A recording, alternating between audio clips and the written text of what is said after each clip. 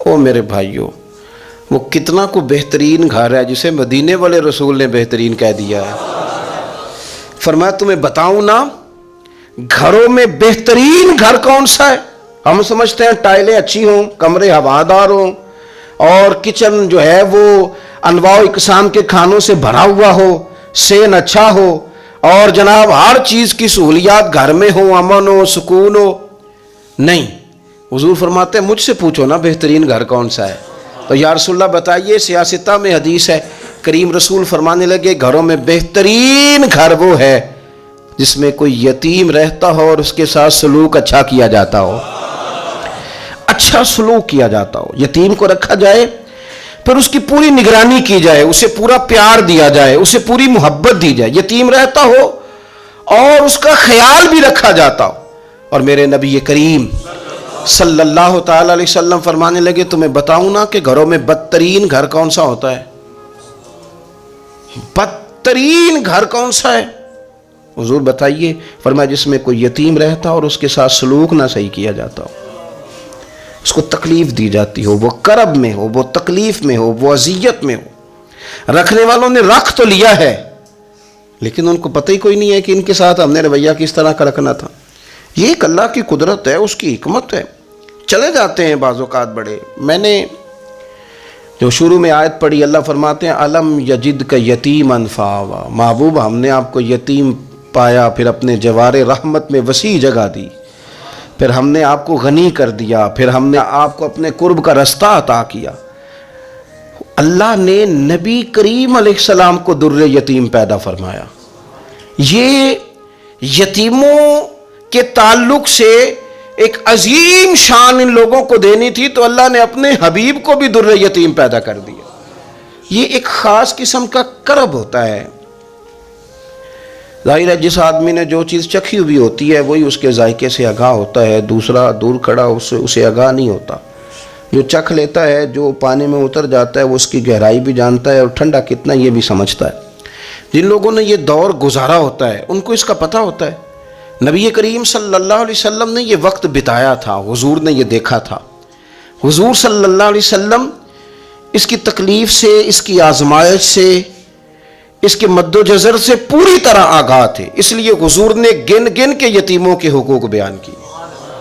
میں نے اپنی زندگی میں یہ نظام دیکھا ہے، پہلے 2 ہفتے لوگوں کی نظروں میں بڑا پیار، اگلے 2 ہفتے اس میں تھوڑی سی کمی، پھر اس کے بعد آہستہ آہستہ کہنا کہ چلو کوئی تعلیمیں حاصل کرنا ضروری تو نہیں نا، چلو یہاں پڑھنا ضروری تو نہیں نا، چلے بندے کو خرچے بھی تو کم، پھر آہستہ آہستہ، چونکہ کوئی بھی چیز ہے نا وہ پرانی ہوتی ہے، اس میں کمزوری آنا، پھر لوگوں کے لب و لہجے کا تبدیل ہونا، پھر بعض اوقات کسی شخص کا آ کے کوئی بات پوچھنا تو اس کے سوالوں میں چبھن، اس کے لب و لہجے کے اندر گھٹن کہ کتنے بجے باہر جاتے ہو، کب واپس آتے ہو، اب شام کو کتنے بجے جاتے ہو۔ ابا بھی یہ باتیں پوچھتے ہیں، وہ بھی یہ کام کرتے ہیں، لیکن اس رویے کے اندر جو چاشنی ہوتی ہے وہ اور ہوتی ہے، اس میں جو درد ہوتا ہے وہ، اور کسی کا یہ پوچھنا اور پھر اس انداز سے پوچھنا کہ محسوس ہو کہ لب و لہجے سے طنز چھلک رہا ہے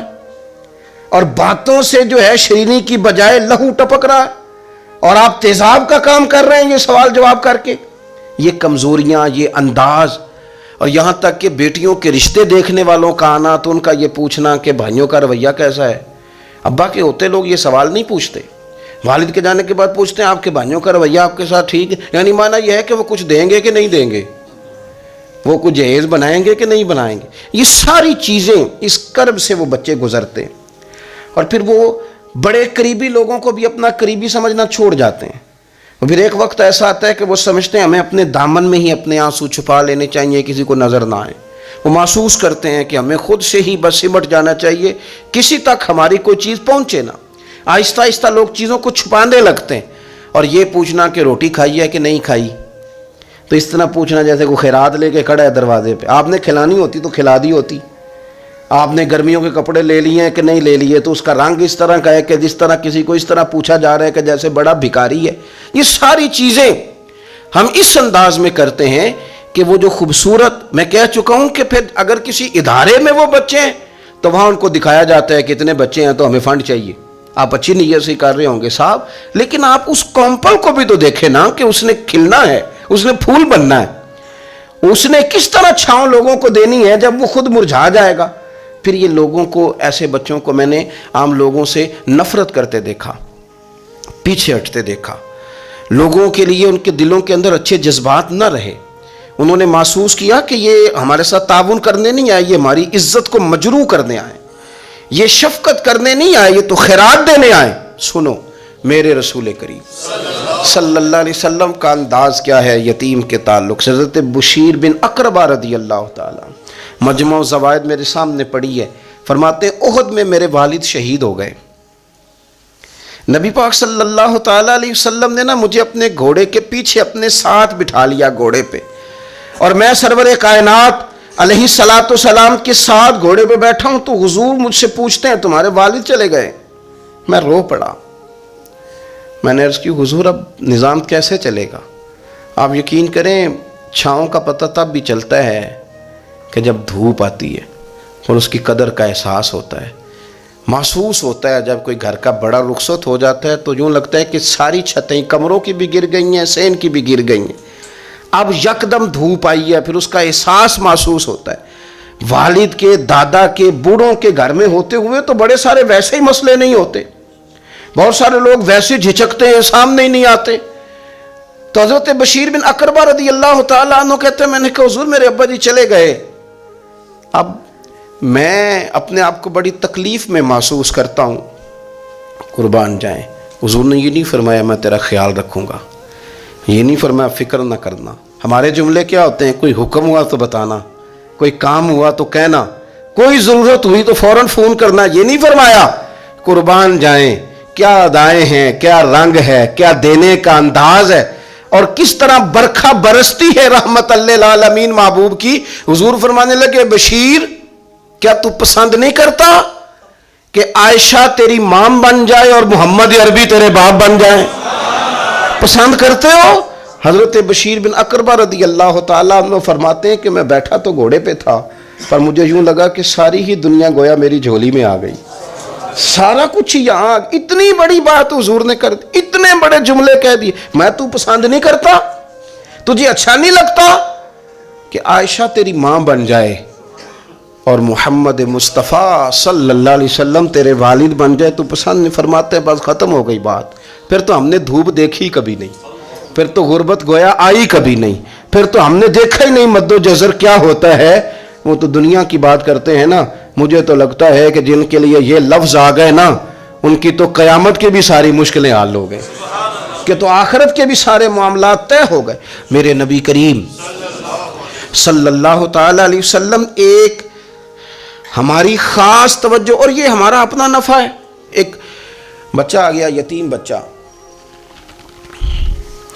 اس نے آ کے عرض کی حضور 3 گھر میں افراد ہیں، میں، میری بہن اور میری بیوہ ماں، والد حضور چلے گئے، اور آج نا 3 دن ہو گئے روٹی کوئی نہیں کھائی۔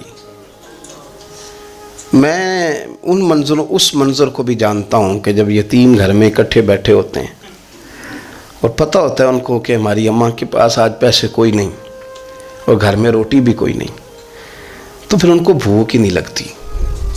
ہاں نہیں لگتی۔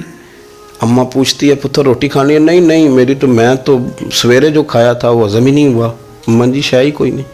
یہ پردے اس طرح کر کے بچائے جاتے ہیں، ایک دوسرے کو تسلیاں دینا، ایک دوسرے سے پیار کا بڑھ جانا، ایک دوسرے کے لیے جذبات اور طرح کے بن جانا، حکمت الہی کے تقاضے ہوتے ہیں۔ یا رسول اللہ صلی اللہ تعالیٰ علیہ وسلم بیوہ ماں ہے، یتیم بہن ہے، 3 دن سے کھایا کچھ نہیں۔ قربان جائیں وہ گھر جہاں سے کائنات کھاتی ہے ساری۔ حضور نے فرمایا بلال جا کے ساری ازواج مطہرات سے پوچھ گھر میں کیا ہے۔ حضرت بلال کہتے ہیں میں سارے گھاری پوچھ آیا، ٹٹول آیا، ٹوٹل 21 کھجوریں نکلی۔ یہ 2 جہاں کے شاہ ہیں اور پاس کچھ رکھتے نہیں، 2 جہاں کی نعمتیں ہیں ان کے خالی ہاتھ میں۔ حضور کے سارے گھر کو میں ڈھونڈ 21 کھجوریں نکلی تو لا کے میں نے پیش کر دی، تو حضور نے ڈائریکٹ اس کو نہیں دی، نبی پاک نے اپنے ہاتھ پہ رکھ لی، اور کہتے ہیں پھر حضور نے نا اپنا منہ مبارک قریب کیا کھجوروں کے، صحابہ خود فرماتے ہیں کہ یہ جو حضور نے منہ مبارک قریب کیا ہے نا تو نبی پاک برکت کی دعا کر رہے تھے. 21 کھجوروں پہ برکت کی دعا ہوئی. حضور نے اس بچے کو بلایا, تھپکی دی, فرمایا لے جا 7 تیری 7 تیری بہن کی. انہیں معمولی نہ سمجھنا ہو تو حضرت بلال کہتے ہیں حضور 3 بھی دے دینا کبھی تو 30 سال ختم ہی نہیں ہوتی. 30 سال گزر جاتے ہیں, نکالتے رہو کھاتے رہو, ختم ہی نہیں ہوتی. حضور نے فرمایا 7 تیری, 7 تیری بہن کی, 7 تیری والدہ کی, اور 7 حضور نے اور بھی تلقین فرمائی. فرمایا ایک سویرے کھایا کرنا, ایک شام کو کھایا کرنا. یہ لے جا. حضرت سیدنا بلال حبشی کہتے ہیں رضی اللہ تعالیٰ عنہ کہ بچہ لے کے جب باہر نکلا تو حضرت سیدنا معاذ ابن جبل دوڑ کے گئے اور جا کے بچے کے سر پہ شفقت سے ہاتھ پھیرا. کا فکر نہ کرنا, رب کریم تجھے بہترین سرپرست عطا کرے گا, پتر پریشان نہ ہونا, اللہ تیری مدد کرے گا. صرف حوصلہ دیا, سر پہ دست شفقت پھیرا, بچہ چلا گیا. تو حضور نے فرمایا معاذ ادھر آؤ نا ذرا. یا رسول اللہ حکم ہو. فرمایا کس چیز نے تمہیں اٹھایا بچے کے سر پہ ہاتھ رکھنے کے لیے؟ کس نے تمہیں کہا؟ کس چیز نے تمہیں اٹھایا جو تم بچے تک پہنچ گئے؟ عرض کی یا رسول اللہ وہ جو میرے دل میں اللہ نے یتیم کے لیے رحمت رکھی ہے نا, اس نے مجھے اٹھایا تھا, اور میں نے جا کے اس کے سر پہ دست شفقت پھیرا. تو حضور فرمانے لگے سن پھر, جو کسی یتیم کے سر پہ خالی ہاتھ بھی پھیر دے, جتنے بال اس کے ہاتھ کے نیچے آئیں گے نا, رب اتنی خطائیں معاف کرے گا, اتنی نیکیاں دے گا, اتنے درجے اس کے بلند کر دے گا. خالی دست شفقت ہی پھیر دے. دینا دلانا تو بعد کی بات ہے, اس کا خیال رکھنا. تو یہ جو ہمارے مدارس ہیں نا, ان میں اکثر بچے غریب ہوتے ہیں, لیکن کچھ بچے تگڑے گھروں کے بھی ہوتے ہیں, مالدار گھروں کے بھی ہوتے ہیں. اس میں اگر کوئی ایسا بچہ آ بھی جاتا ہے نا جو یتیم ہے, کمزور ہے, تو وہ اپنے آپ کو محسوس نہیں کرتا کمزور, کیونکہ وہ یہ نہیں سمجھتا کہ میں یتیم خانے میں آیا ہوں. اس کے ذہن میں مائنڈ سیٹ یہ ہوتا ہے کہ میں مدرسے میں آیا ہوں اور میں پڑھنے کے لیے آیا ہوں. اور چونکہ وہ کچھ وزادار بچے, مالدار بچوں کے ساتھ وقت گزارتا ہے, اسی دسترخوان پہ بیٹھ کے کھاتا ہے, اسی کلاس میں سب کے ساتھ بیٹھ کے پڑھتا ہے, تو اس کی عزت نفس مجروح ہونے کی بجائے طاقت پکڑتی. وہ برابری کی سطح پہ جب آتا ہے تو اسے محسوس ہوتا ہے کہ مجھے عزت دی جا رہی. اس لیے مدارس اسلامیہ میری نظر سب سے مضبوط جگہ ہیں جہاں مساکین کی, یتیموں کی, غریبوں کی صحیح معنوں میں کفالت بھی ہوتی ہے, تعلیم بھی ہوتی, عزت بھی ہوتی ہے, تربیت بھی ہوتی ہے. میرے رسول کریم علیہ السلام بڑے انہماک کے ساتھ, بڑے توجہ کے ساتھ. اچھا ایک کام اور ہوتا ہے ہمارے ہاں, وہ کیا ہے؟ اگر کوئی یتیم مال چھوڑ گیا نا اس کا باپ, تو پھر تو بارے نہیں آ رہے ہیں اس کے. پھر تو اللہ خیر کرے کہ بہت سارے مل جائیں گے کفالت کرنے والے, بہت سارے ملیں گے دھیان رکھنے والے, بڑے سارے ملیں گے توجہ دینے والے. قرآن مجید نے فرما دیا ہے کہ جو یتیم کا مال کھاتا ہے وہ سمجھ لے کہ میں مال نہیں کھا رہا, میں آگ کھا رہا ہوں, آگ کھا رہا ہوں, آگ. سورہ نساء دیکھیے. ہمارے ہاں اگر تو وہ مال چھوڑ گیا ہے تو پھر تو بہت سارے رشتہ دار مستقل اس کے محلے میں مکان لینے کو تیار ہو جاتے ہیں, الا ماشاءاللہ. پھر تو بڑے سارے ایسے بھی رشتہ دار بن جاتے ہیں جن کو والد کی موجودگی میں کبھی زیارت کا موقع بھی نہیں ملا تھا. یہ مال جو یتیم کا ہے اس کی تو زیادہ حفاظت کرنی تھی. ہم کئی دفعہ مسئلہ بتاتے ہیں, لوگ فتویٰ بازی شروع کر دیتے ہیں. مجھے بلایا گیا کہ ایک صاحب کا انتقال ہو گیا, تو ان کا ختم شریف ہے, تو بچے ان کے نابالغ ہیں. تو میں نے کہا کہ آپ اس طرح کریں, ان کے مال میں سے زیادہ پیسے نہ صرف کریں. نہیں جی نہیں, بڑے پیسے کمائے ہیں جی, اس نے ساری زندگی باہر نکالی ہے, تو لاکھوں کروڑوں کمائے ہیں, تو چھوٹا گوشت پکائیں گے, بکرے کا گوشت پکائیں گے اور ہم ان کا ختم شریف دلائیں گے. تو میں نے کہا صاحب آپ رشتہ دار ہیں, ان کے بچوں کے مال کی حفاظت کریں. ختم شریف تو اس میں گوشت زیادہ ہونا ضروری نہیں, اس میں تو درد سے دعا کرنا ضروری ہے, اس میں تو تلاوت قرآن پاک کے سال ثواب میں ضروری ہے, ذکر اذکار ضروری ہے. لیکن کیا کیا جاتا ہے کہ بے دریغ مال ان کا اگر ہو تو, ایک حدیث پاک ہے بخاری مسلم میں, بڑے غور سے سنیے گا, اور اس کے اندر جتنے پہلو ہیں ان پر پوری توجہ دیجئے گا کہ کہیں ہم ادھر آ تو نہیں گئے. رسول پاک صلی اللہ علیہ وسلم نا ہمارے لیے سب سے بڑے حکیم ہیں, سب سے زیادہ حکمت حضور نے ہمیں بتلائی ہے کہ اس رستے چلو گے تو بچو گے, اس رستے جاؤ گے تو ہلاک ہو جاؤ گے. نبی کریم علیہ السلام نے فرمایا, بخاری مسلم ہے, فرمایا 7 ہلاک کرنے والی چیزوں سے بچنا. اگر ان میں تم چلے گئے تو ہلاک ہو جاؤ گے. 7 چیزیں ہیں جو تمہیں ہلاک کر دیں گی, برباد ہو جاؤ گے, تباہ ہو جاؤ گے, ہلاکت کا سفر ہے یہ. 7 چیزوں سے بچو. یا رسول اللہ صلی اللہ علیہ وسلم وہ کون کون سی؟ تو حضور نے فرمایا اللہ کے ساتھ شریک نہ کرنا, ہلاک ہو جاؤ گے. دوسرا نبی پاک صلی اللہ علیہ وسلم نے فرمایا جادو نہ کرنا, ہلاک ہو جاؤ گے, ہلاک. اور یار جسے حضور فرما رہے ہیں ہلاک ہو جائے گا, وہ بچے گا؟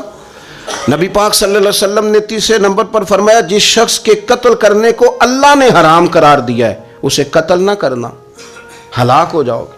چوتھے نمبر پر رسول پاک علیہ السلام نے فرمایا سود نہ کبھی بھی کھانا, ہلاک ہو جاؤ گے, ہلاک. بڑی بڑی دلیلیں دی بینک والوں نے, بڑا سمجھایا تو حاجی صاحب مان گئے, محترم مان گئے, کہنے لگے نہیں جی نہیں وہ کاروبار میں لگاتے ہیں. بڑے بھولے بالے ہیں ہم, پتہ سارا ہے. اور دیکھو سب کاموں کے باوجود مستقل بینکوں میں پیسے اس اکاؤنٹ میں رکھے ہوئے ہیں جہاں سے مستقل سود آتا ہے. حضور نے فرمایا نہ کرنا یہ کام. تو کہتے میں سود پہ پیسے لے کے کاروبار چمکاؤں گا, تیرے نبی پاک نے تو فرمایا تو ہلاک ہو جائے گا. تو کہتا ہے میں میل لگاؤں گا, حضور نے تو فرمایا ہلاکت ہے.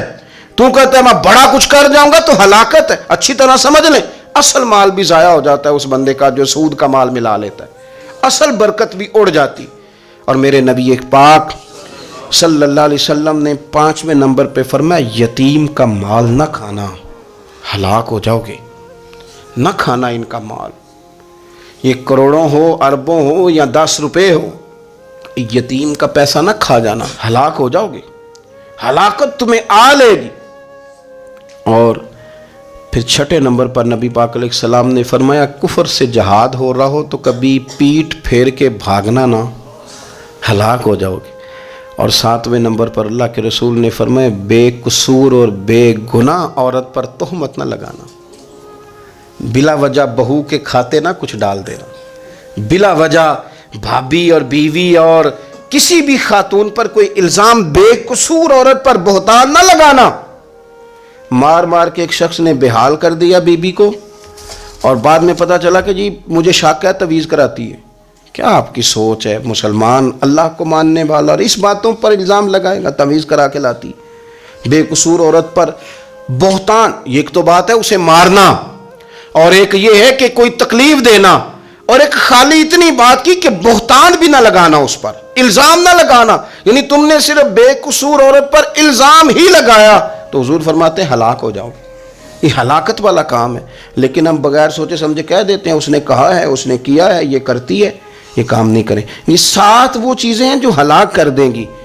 نبی پاک صلی اللہ تعالیٰ علیہ وآلہ وسلم فرماتے ہیں میں نا جنت کا دروازہ کھولوں گا تو ایک عورت کو نا میں سبقت لے جاتے ہوئے دیکھوں گا, یعنی وہ جلدی سے جنت میں داخل ہو رہی. یا بعض شارحین کہتے ہیں کہ حضور داخل ہوتے ہی سب سے پہلے اس کا چہرہ دیکھیں گے. حضور فرمائیں گے تو پہلے ہی آ گئی بی بی جنت میں, حضور نے دروازہ کھولا تو جلدی سے نظر آئی, تو پہلے آ گئی. سب نے لکھا ہے کہ اس عورت کی شان یہ ہے کہ سب سے پہلے جنت میں گئی. میں نے حدیث پڑھی تو میں نے نیچے حاشیے میں لکھا, میں نے کہا میرا خیال یہ ہے کہ اس کی زیادہ شان یہ ہے کہ جنت میں اس کی سب سے پہلی ملاقات مدینے والے محبوب سے ہو گئی. یہ دیکھو کتنی بڑی شان. حضور فرمانے لگے تو کیسے پہلے ہی آ گئی, کون ہے تو وہ کہنے لگی حضور میں بیوہ ہوں, میرے بچے یتیم تھے, میں نے ان کی خاطر نہ بیٹھی رہی, میں نے نکاح نہیں کیا, میں نے ان یتیموں کی پرورش کی, بیوہ بن کے زندگی گزار دی, ان یتیموں کے لیے بیٹھی رہی. اس کو جائز ہے, یہ کر سکتی تھی, لیکن اس نے سوچا کہ میں ان کی نگہبانی یتیموں کے لیے بیٹھی رہی. آج شان یہ ہے کہ مدینے والے کے لیے جب دروازہ کھلا ہے تو اس بی بی کو بھی رب کریم نے فوراً ہی جنت عطا فرما دی. یہ سب سے پہلے گئی. میں نے دیکھی ہیں ایسی عورتیں 23 سال میں بیوہ ہوئی پر عمر بچوں کے نام کر دی. اسے پتہ تھا کہ کل کو جب یہ بڑے ہوں گے تو یہ اپنے کمرے کا دروازہ بند کر لیں گے, یہ نہیں پوچھیں گے کہ اماں سوئی ہے کہ جاگ رہی ہے. ان کا آنا جانا الگ سے ہو جائے گا, ان کے تعلقات اپنے ہو جائیں گے, پر یہ بیٹھی رہی, یہ بیٹھی رہی. اس نے بچوں کو وقت دیا تو بچے تو کیا اس کو صلہ دیتے تھے, رب نے یہ صلہ دیا ہے کہ سب سے پہلے اسے جنت میں داخلہ عطا فرمایا. ابو داؤد شریف میں مسند امام احمد بن حنبل میں حدیث ہے نبی پاک صلی اللہ علیہ وسلم کے چچا زاد تھے حضرت جعفر طیار، مولا علی شیر خدا کے بھائی تھے، جنگ موتا میں شہید ہو گئے۔ وہاں سے کوئی خبر لے کے نہیں آیا، لیکن رب خبریں دیتا ہے نا اپنے حبیب کو۔ اللہ غیب کے خزانوں کی کنجیاں دیتا ہے اپنے محبوب کو۔ نبی کریم صلی اللہ تعالیٰ علیہ وسلم نا ان کے گھر گئے، ان کی زوجہ کا نام اسماء بنت امیس تھا۔ حضور نے فرمایا اسماء میرے بھتیجوں کو میرے پاس لاؤ، محمد بن جعفر اور عبداللہ بن جعفر رضی اللہ تعالیٰ عنہ۔ بچے قریب آئے، حضور کو پتہ ہے ان کے والد شہید ہو گئے۔ نبی پاک نے اپنی ناک مبارک ان کے رخساروں پہ رکھے، پھر حضور نے ان کا ماتھا چوما، پھر نبی پاک صلی اللہ علیہ وسلم نے سینے سے لگایا، فرمایا حجام کو بلاؤ نا ذرا، ان کے بال تراشے، کتنے بڑے ہو گئے، حجامت ہونے والے۔ حضور پیار کر رہے تھے، آنکھوں میں آنسو تھے، تو جناب اسماء قریب آئیں، کہنے لگے حضور میرے شوہر کی کوئی خبر آ گئی ہے؟ تو نبی پاک صلی اللہ تعالیٰ علیہ وسلم نے گردن مبارک اٹھائی تو آنکھوں میں آنسو تھے، فرمایا رب نے میرے بھائی کو شہادت کا درجہ عطا کیا ہے۔ فرمایا کوئی آہ و بکا نہ کرنا میرے بھائی پر، اللہ نے اسے شہادت کا درجہ دیا ہے۔